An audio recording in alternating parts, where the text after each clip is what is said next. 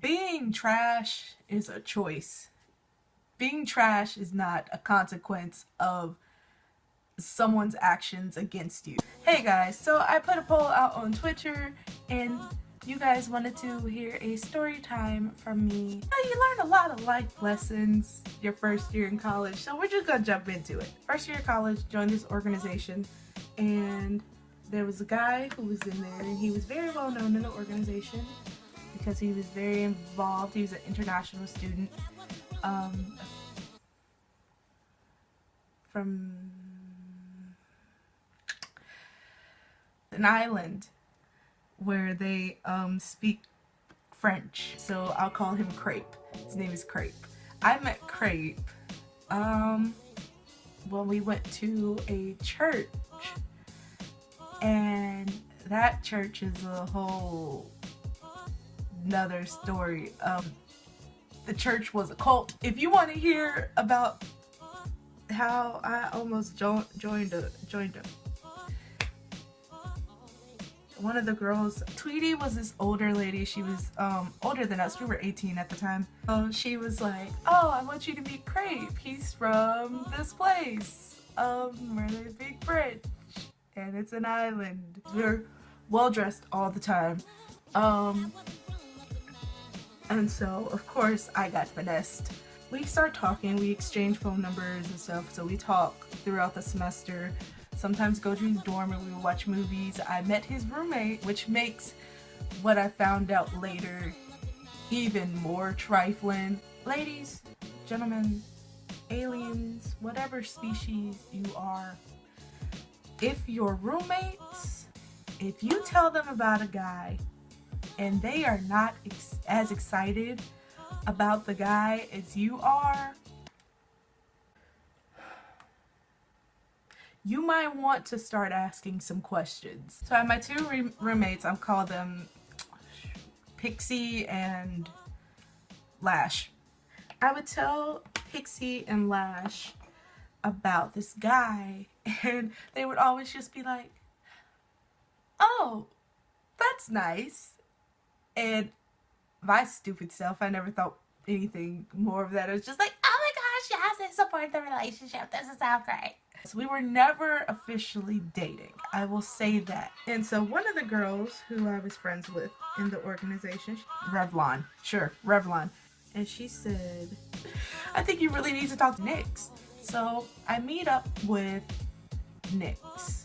She said, I need to talk to you about Crepe. He's playing you.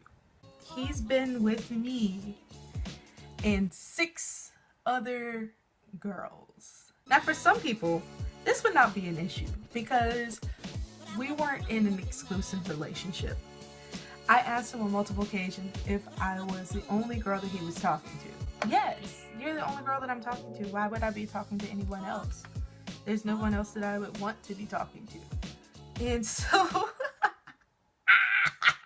but I don't really want to be in a relationship. I got, just got out of a bad relationship when I was in my home country. To know that I was not only lied to, but I was just one of many. When she told me that, a lot of things that he did started to make a lot more sense. Like, he would be very, very touchy-feely, and like when I would tell him like, no, I don't want to do anything with you, I'm not about that life, I'm not going to do that stuff, he said, why not? You're American, aren't you? Isn't that what Americans do? And I was like, what does me being American have to do with any, like, you not wanting you to touch me? Sir, what are you talking about? Like, not only was he very touchy-feely, but he wanted to spend a lot of the time that we had together not in public. He'd be like, oh, okay, fine, I'm sorry. And then like days later do it again.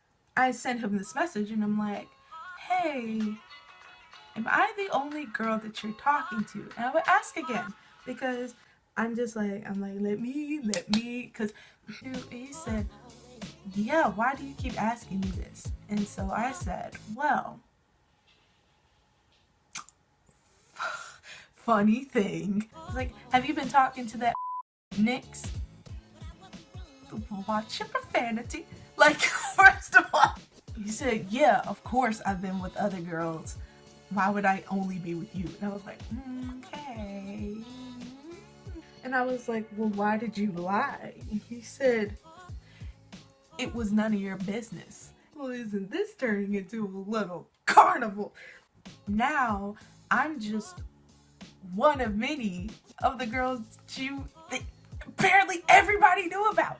I'm just one of many of the girls that everybody, everybody knew that you were with. And I'm grouped in with those girls. Whatever you have done with those girls or whatever they have talked, I'm grouped in with that now. And I'm just like that's what was disrespectful to me. So it's like you, bruh. And he calls me every single name in the book.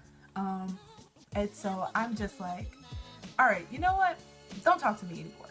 While this fight is happening, I told Pixie and Lash, and I was like I had no idea that he was out with all these girls and stuff like that. And then Pixie said, oh, well, yeah, I mean, I had heard some things about him.